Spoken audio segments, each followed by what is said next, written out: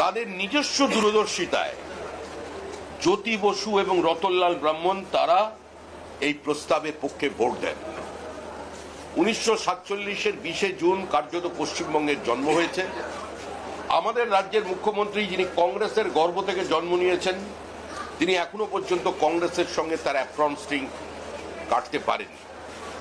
মুখ্যমন্ত্রী 90 দশকের জনপ্রিয়তা নিয়ে কেউ কোনোদিন কোনো প্রশ্ন তোলেনি। 2011-র আগে মুখ্যমন্ত্রীর ওপরে পশ্চিমবঙ্গের মানুষ বিশ্বাস করেছিলেন। 3টে নির্বাচনে জেতার পরও তৃণমূল তার নামের পাশ থেকে কংগ্রেস শব্দটাকে সরিয়ে দিতে পারেনি। কংগ্রেসের লিগ্যাসি বহন করেছে তৃণমূল। বাংলা এবং বাঙালিকে অসম্মানিত করা, প্রতারিত করা, বাঙালি বিপ্লবীদের নাম ইতিহাসের পাঠ্যপুস্তক থেকে বাদ দেওয়ার কাজ করে গেছে কংগ্রেস, এবং তাকে সম্পূর্ণ সহযোগিতা করে সেই ধারাবাহিকতাটাকে বজায় রেখে চলেছে তৃণমূল কংগ্রেস। নেতাজি সুভাষচন্দ্র বসুকে যারা কমিটি গঠন করতে দেননি, কংগ্রেস থেকে তাড়িয়ে দিয়েছিলেন। যারা আমাদের বিপ্লবীদের মিসগাইডেড প্যাট্রিয়ট বলতেন, যারা দীর্ঘ অনশনের পরে মারা যাওয়া বাঘা যতীন, আজকে তাকে পর্যন্ত হরিদাস তাকে পর্যন্ত আজকে মালা দেওয়ার প্রয়োজন পর্যন্ত মনে করেনি কংগ্রেস। তারা আজকে বাঙালি এবং বাংলা আনার কথা বলছে। এই উগ্র বাঙালি প্রাদেশিকতার রাজনীতি বাঙালির ভবিষ্যতের কফিনের ওপরে শেষ পেরেক পোঁতা। আজকে যে মুখ্যমন্ত্রী মমতা বন্দ্যোপাধ্যায় বলছেন যে বাংলাকে গুজরাট হতে দেব না, একবার হিসাব করে দেখুন গুজরাটে কত লক্ষ বাঙালি শ্রমিক আজকে কাজ করছেন, বিভিন্ন পেশায় নিযুক্ত আছে।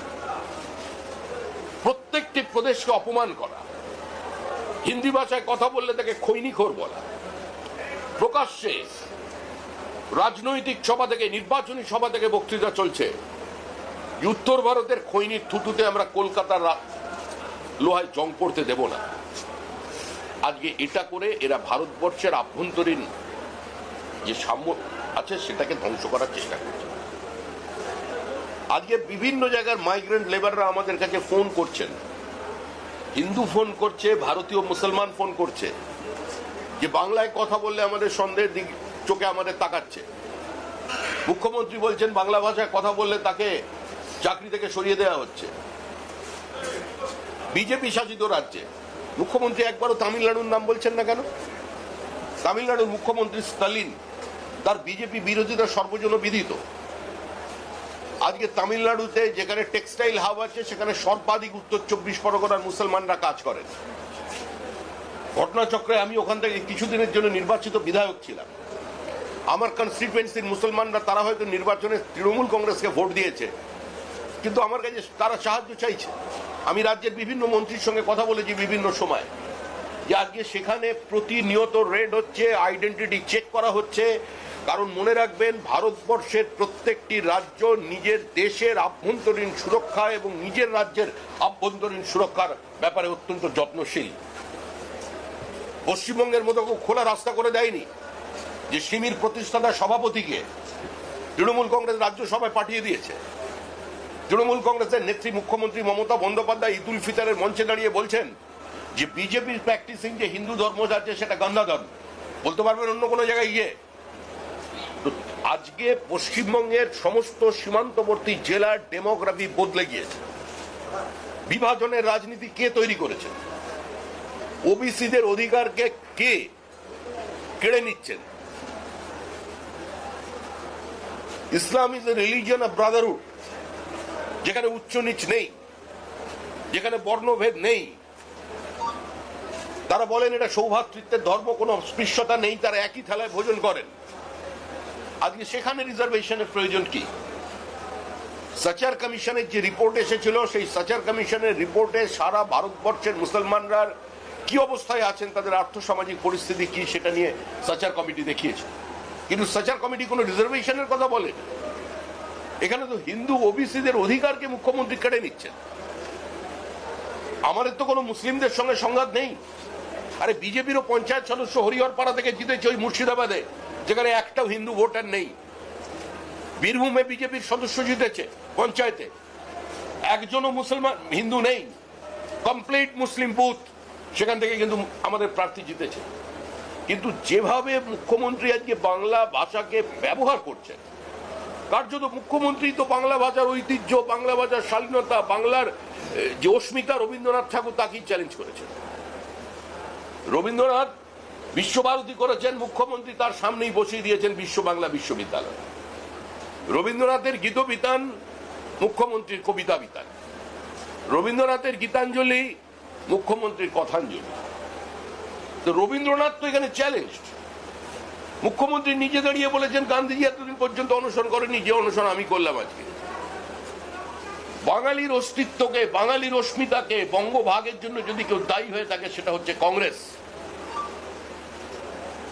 1947 সালের আগে কংগ্রেসের নেতৃবৃন্দ যদি আত্মসমর্পণ না করত তাহলে আজকে আমাদের দেশ ভাগ হতো না, আজকে এত উদ্বাস্তু নিয়ে পশ্চিমবঙ্গকে চলতে হতো না, আমাদের একটা বড় বাংলা থাকতো। কিন্তু বাংলাকে কেন ভাগ করতে হতো? 1942 সালে গান্ধীজি তার হরিজন পত্রিকায় লিখেছেন যে আমার কোনো এমন অহিংস পথের কথা জানা নেই যাতে বিশাল সংখ্যক মুসলমানের আত্মনিয়ন্ত্রণের দাবি বা পাকিস্তান সৃষ্টির দাবি থেকে তাদের বিরত রাখা যায়, যদি না অবশিষ্ট সংখ্যাগরিষ্ঠ মানুষ তার বিরুদ্ধে রুখে না দাঁড়ায়। সিভিল ওয়ারে ভারতবর্ষ যেতে পারত, একটা গৃহযুদ্ধ হতো, কিন্তু দেশ ভাগ হতো না। এর দায়িত্ব তো কংগ্রেসের। আর সেই কংগ্রেস থেকে জন্ম নিয়েছে তৃণমূল কংগ্রেস, নামও এখনো কংগ্রেস রেখে দিয়েছে। বিভিন্ন সময় কংগ্রেসের সঙ্গে আতাত করে, আবার কংগ্রেসের থেকে দূরে চলে যায়। আপনারা দেখবেন যে কংগ্রেসের পাশে মুখ্যমন্ত্রী বসে আছেন, মুখ্যমন্ত্রী উঠে চলে গিয়ে একটা দিন ঘোষণা করে দিয়ে চলে গেলেন। বাংলা ভাষার সঙ্গে পর্যন্ত এই সরকার কাটাছেঁড়া করেছে। আরে কোনোদিন কাজী নজরুল ইসলামকে দুর্বাদল সাম লিখতে অসুবিধা হয়নি, রাম শব্দের ব্যবহার করতে অসুবিধা হয়নি। মমতা বন্দ্যোপাধ্যায়ের অসুবিধা হয়েছে, তাই রামধনুকে রংধনু পর্যন্ত বানিয়ে দিয়েছে। এটা একটা বাঙালি বিরোধী সরকার, বাঙালি বিদ্বেষী সরকার। এই সরকারের এ ধরনের মন্তব্যের কারণে পরিযায়ী শ্রমিক যারা বিভিন্ন জায়গায় কাজ করছেন তারা বিপদে পড়বেন। উত্তর 24 পরগনা, মুর্শিদাবাদের ভারতীয় মুসলমানরা আমাদের সঙ্গে প্রতিনিয়ত যোগাযোগ করে বলছেন দয়া করে বাংলাদেশির এই বাংলাদেশিদের এই জাল পাসপোর্ট দেওয়া, এই জাল আধার কার্ড বানিয়ে দেওয়াটাকে বন্ধ করুন, না হলে কোনো বাঙালিকে কেউ ভরসা পাচ্ছে না কাজে রাখতে। প্রত্যেকের চেহারা এক, প্রত্যেকে বাংলা ভাষায় কথা বলছে, কে বাংলাদেশি আর কে ভারতীয় কে করে চিনবে? আজকে বাংলাদেশ বর্ডার কিছুটা সিকিউরড হয়ে যাবার পর কুচবিহারকে কেন্দ্র করে সারা ভারতবর্ষে বিভিন্ন সন্ত্রাসবাদী সংগঠন তারা তাদের মডিউলকে ছড়িয়ে দিয়েছে। কোভিড কালের সংখ্যা বেড়েছে, র্যাডিকালাইজেশন বাড়ছে। যে ছবি আমরা বাংলাদেশে দেখতে পাচ্ছি যে ইন্দিরা গান্ধীর নামাঙ্কিত লাইব্রেরির 70,000 বই জ্বলছে, আর একই ছবি দেখা যাচ্ছে মুর্শিদাবাদে, সেখানেও বাড়িতে আক্রমণ করে হিন্দুদের সমস্ত জিনিসপত্র লুট শুধু করা হচ্ছে না, বাচ্চাদের বইগুলোকে পর্যন্ত আগুন লাগিয়ে দেওয়া হচ্ছে। তো এই পরিস্থিতির বাইরে আমাদের বেরোতে হবে। আজকে প্রত্যেকটা প্রদেশের বিরুদ্ধে যদি এ ধরনের বক্তব্য কোনো দায়িত্বশীল মুখ্যমন্ত্রী লাগে, আজকে যদি অন্য প্রদেশের মানুষকে বহিরাগত বলে চিহ্নিত করে দেয়, তাহলে তো আগামী দিনে এই 40 লক্ষ মাইগ্রেন্ট লেবারকে বহিরাগত বলে চিহ্নিত করে দেবে। বেঙ্গালুরুর দ্বিতীয় কথ্য ভাষা বাংলা, তাও 3 বছর আগের হিসাব। 14,60,000 শিক্ষিত ছেলে মেয়েরা চাকরি করছেন। আজকে যদি কর্ণাটক সরকার বলে কোনো বাঙালিকে ঢুকতে দেব না, বাঙালি বহিরাগত, কোথায় যাবেন? আজকে যদি হরিয়ানার সরকার দাঁড়িয়ে বলেন যে কাল থেকে গুড়গাঁও কিংবা ফরিদাবাদে আর কোনো বাঙালি লোক কাজ করবে না, ছেলে মেয়ে কাজ করবে না, আর কোনো গেস্ট হাউসে কোনো বাঙালি যদি ওয়েটারেরও কাজ করে, চা জল দেওয়ারও কাজ করে, তারা বহিরাগত, আপনি কোথায় যাবেন? এই রাজ্যে কোনো শিল্পায়ন নেই, শিল্প সম্ভাবনার সুযোগ নেই, খাদ্য উৎপাদনে রাজ্য সরকার পিছিয়ে পড়েছে। চাল উৎপাদনে আমরা 1 নম্বরে ছিলাম, এখন 3 নম্বরে। Rice ball of India Bardhaman, সেটা তার জমির ফার্টিলিটি হারিয়েছে, একর প্রতি জলের দাম কমছে। গোটা উত্তরবঙ্গের দুষ্প্রাপ্য অর্কিড, দুষ্প্রাপ্য ক্যাকটাসকে পাচার করা হয়েছে। এই সরকার উত্তরবঙ্গের প্রকৃতির বিরুদ্ধে যুদ্ধ ঘোষণা করেছে, জঙ্গলের কাঠ চুরি করছে। এই সরকার বিভিন্ন জায়গা থেকে ইল্লিগাল মাইনিং করে বালি তুলতে গিয়ে আজকে সরাসরি এবং বোল্ডার সরিয়ে নিয়ে নদীর গতিমুখ পর্যন্ত বদলে দিয়েছে। ধ্বংসের দিকে চলে যাচ্ছে গোটা উত্তরবঙ্গ। কয়েক লক্ষ একর জমি আজকে সর্বনাশ হয়ে গেছে এই সরকারের কারণে। একটা লুটেরাদের সরকার এই মুহূর্তে ক্ষমতায় আছে, কোথাও কোনো নিয়ন্ত্রণ নেই, রাজ্যে প্রশাসন বলে কিছু নেই, প্রশাসন আর দল মিলেমিশে একাকার হয়ে গেছে। রাজ্যে বাঙালি অফিসারদের যখন চিফ সেক্রেটারি করার কথা হয়, যখন ডিজি করার কথা হয়, তখন ওই অত্রি মিত্রদের নাম মনে পড়ে না? তখন উনি অবাঙালি খোঁজেন কেন?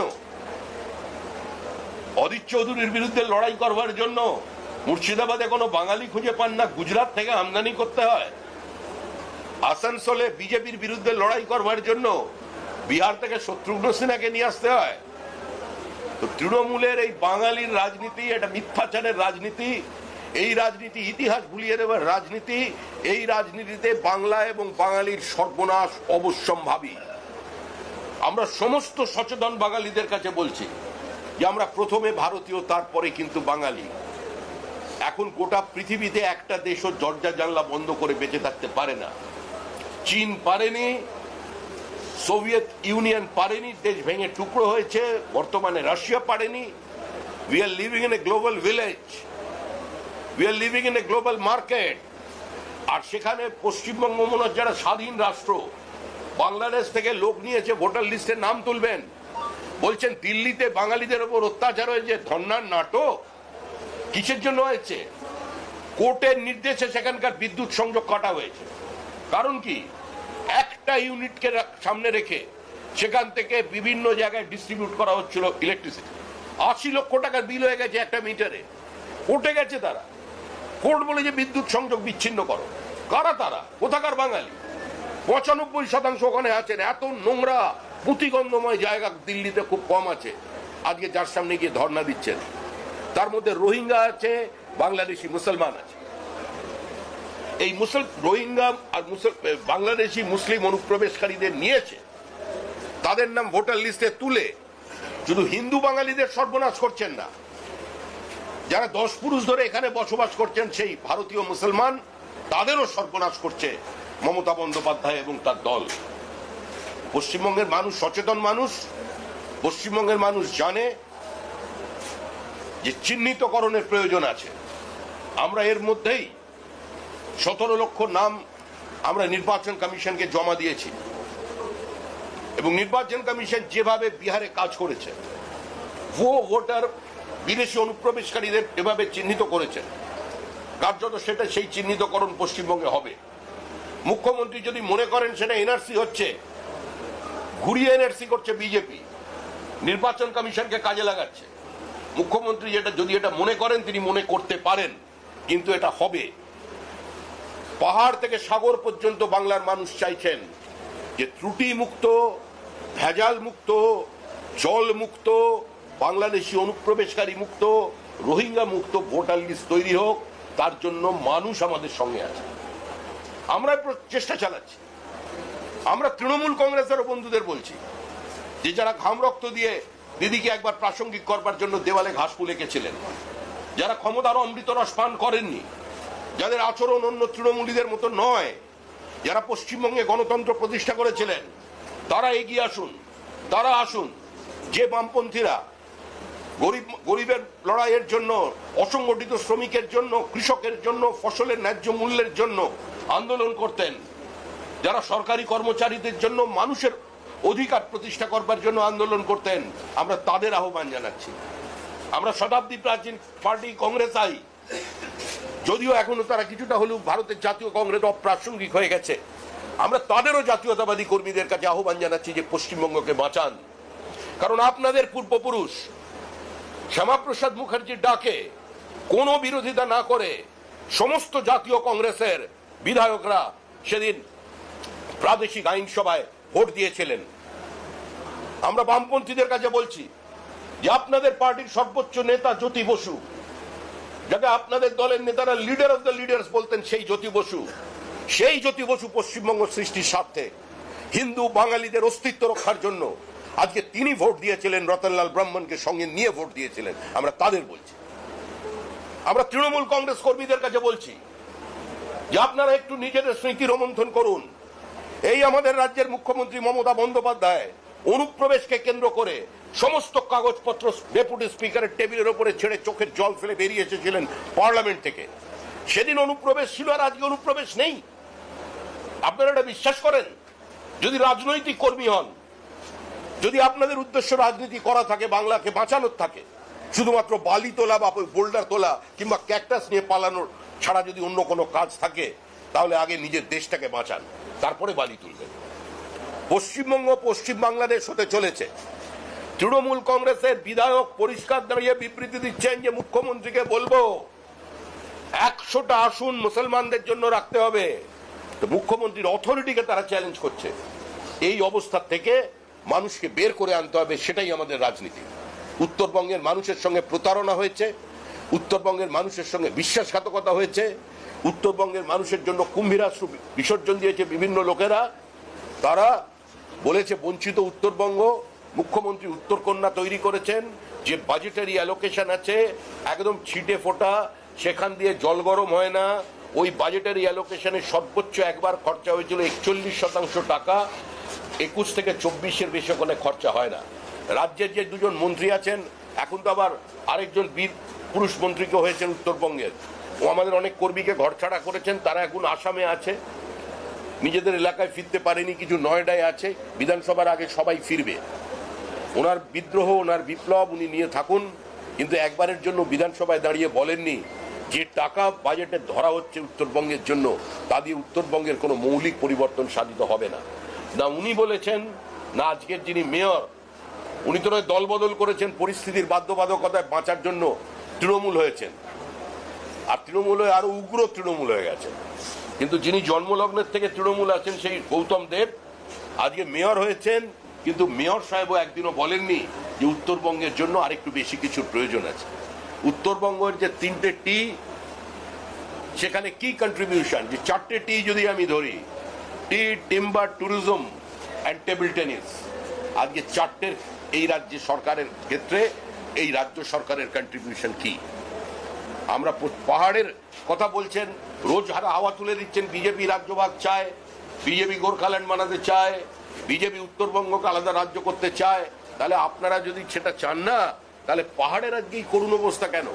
উত্তরবঙ্গের বিভিন্ন জায়গায় গিয়ে গিয়ে উত্তরবঙ্গের মানুষের মধ্যে বিচ্ছিন্নতা তৈরি করার চেষ্টা, এক একটা সম্প্রদায়কে বেছে নিয়ে তাদের মাথায় একজনকে বসিয়ে আরেকটা সম্প্রদায়ের সঙ্গে আরেকটা সম্প্রদায়ের গন্ডগোল তৈরি করে দেওয়া।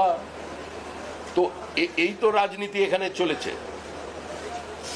এ তো মানে আপনাদের রাজবংশী এবং ভাটিয়ার মধ্যে বিভাজন তৈরি করার যে অবস্থান, হিন্দিভাষী বাংলাভাষীর মধ্যে যে বিভাজন তৈরি করার চেষ্টা শিলিগুড়ি জেলায়, আজকে এগুলো তো সব তৃণমূল কংগ্রেস করেছে।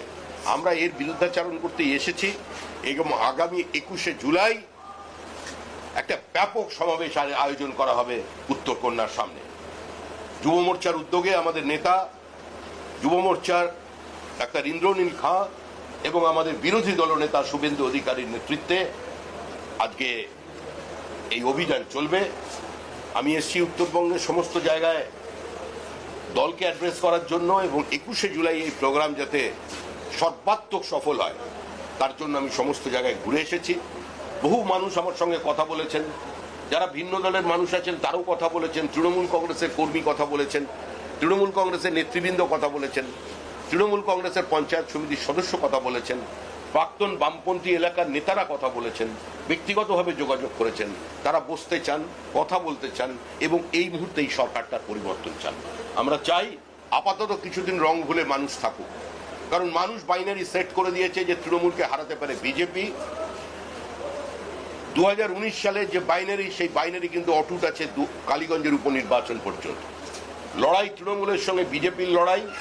এই লড়াইয়ে নো ভোট টু বিজেপি করে নোটায় ভোট দিয়ে তৃণমূলকে চতুর্থবারের জন্য ক্ষমতায় আসার কোনো প্রয়োজন নেই।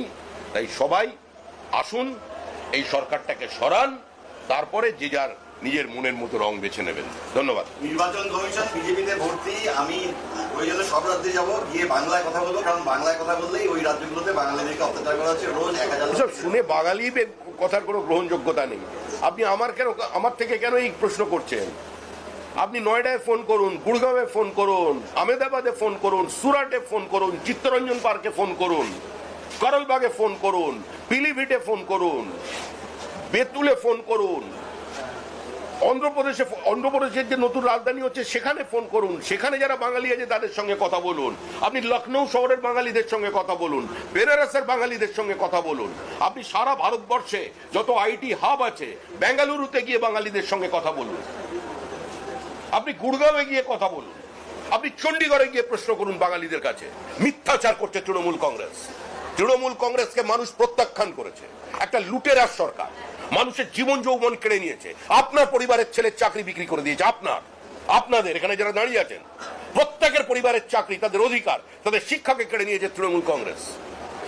তারা আজকে এই সমস্ত শব্দ বলছে বাঙালি বলে। উনি তো গোটা বাংলাকে ধ্বংস করে দিয়েছেন। আপনারা আমাদের প্রশ্ন করছেন? আপনারা প্রশ্ন করুন বাঙালিদের কাছে গিয়ে, তৃণমূল কংগ্রেসের মুখ্যমন্ত্রীর কাছে, যে যিনি বলছেন যে কৃষকদের আয় 3 গুণ হয়েছে, তারপরে কি করে এখানে প্রায় 30 লক্ষ মানুষ পরিযায়ী শ্রমিক হয়ে যায়। উনি বলুন কেন বিহারের মানুষ এখানে ধান কাটার জন্য আর পাওয়া যাচ্ছে না। উনি উত্তর দিন, চা বাগানের শ্রমিকরা কেন এখান থেকে ছেড়ে অন্য রাজ্যে পরিযায়ী শ্রমিক হয়ে গেছে, কেন কেন্দ্রীয় সরকারের সঙ্গে সহযোগিতা যুগ্মভাবে অপারেশন করে আজকে চা বাগানের শ্রমিকদের পাশে না দাঁড়িয়ে আজকে চা বাগানগুলোকে বিভিন্ন সৌন্দর্যায়নের নামে আজকে রিসোর্ট বানিয়ে দিচ্ছে, টুরিস্ট সেন্টার বানিয়ে দিচ্ছে। আজকে তাদের প্রশ্ন করতে হবে।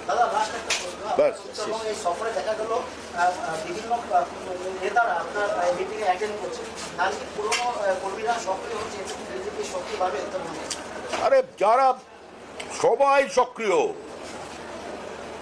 যিনি পুরনো তিনিও সক্রিয়, যিনি নতুন তিনিও সক্রিয়, যার হাতে বিজেপির পতাকা আছে সেই বিজেপি, আর যে একটু বেশি সক্রিয়, যাকে এলাকার মানুষ বিজেপি বলে চেনে, সেই বিজেপির নেতা। এই নির্বাচনের রাশ আমাদের হাতে নেই। বাংলার মানুষ ঠিক করেছেন তৃণমূল নামক এই অভিশাপ থেকে মুক্তি পেতে হবে। বাংলা বাঁচতে চায়, বাংলা মুক্তি চায়, বাংলা পরিত্রাণ চায়। তাই 2026-এর নির্বাচন তৃণমূলের বিসর্জন। आपको तो बोल दिया मैंने एक बार सुबह, आपको तो बोल दिया मैंने एक बार सुबह। ममता जी ने बोला कि इससे इमरजेंसी